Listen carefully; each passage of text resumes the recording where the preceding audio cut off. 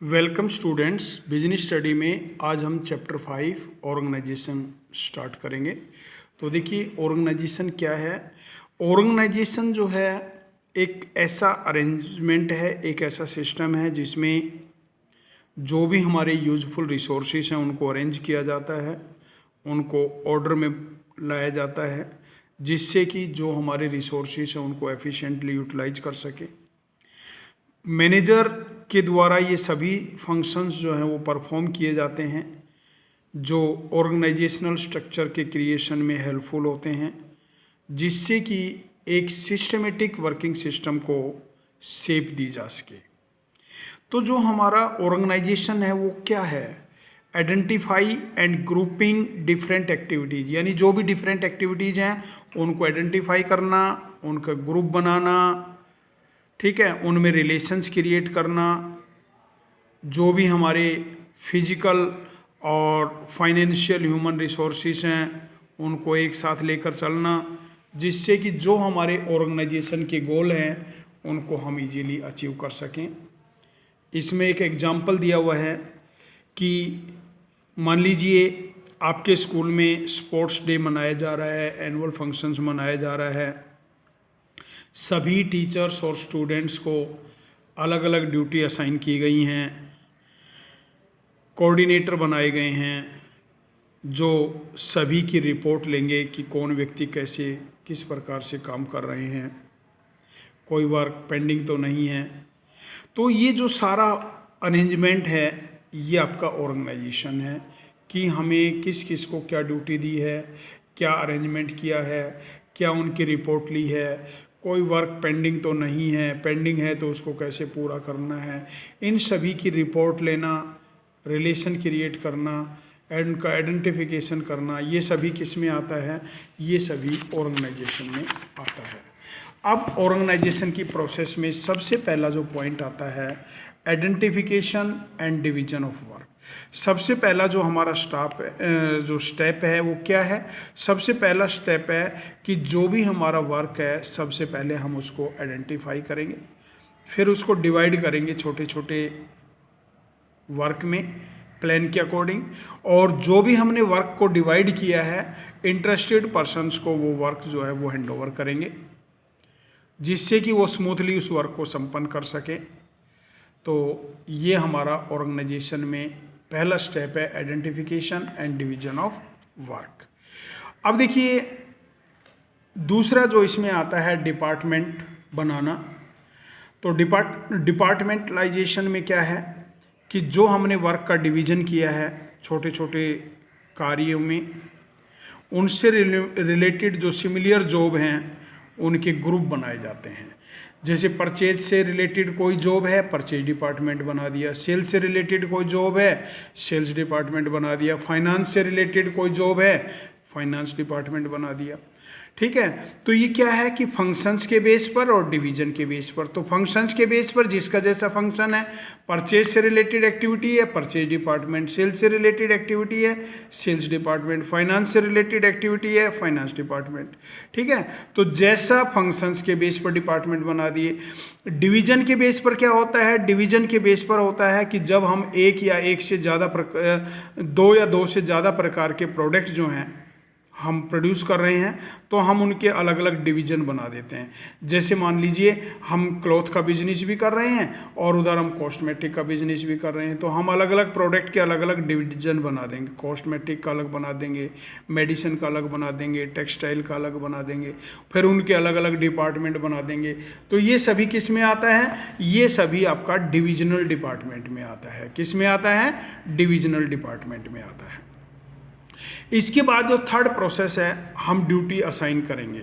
तो जब हमने वर्क को डिवाइड कर दिया, डिपार्टमेंट बना दिए, इंडिविजुअल वर्किंग हैंडओवर कर दी, उनकी ड्यूटी असाइन करेंगे। उसके बाद उनकी क्वालिफिकेशन के अनुसार कि कौन व्यक्ति कैसा कार्य करेगा, कितने समय में करेगा।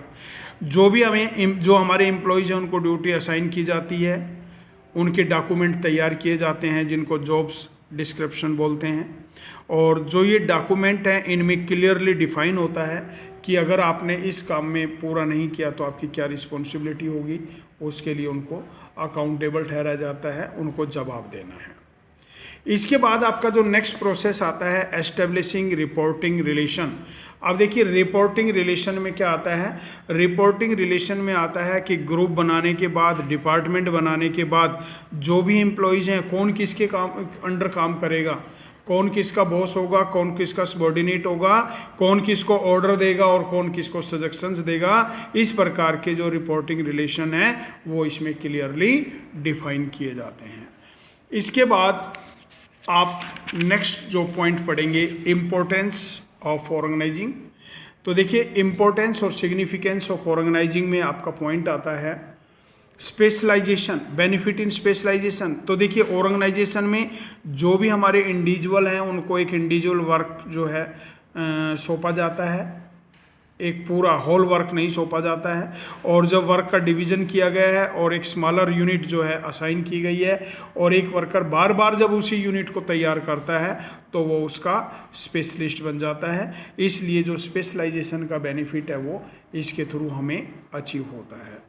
Clarity in working relation. अब ऑर्गेनाइजिंग फंक्शन में हमें क्लियरली पता है कि what all and how much power and authority is enjoy by different individual.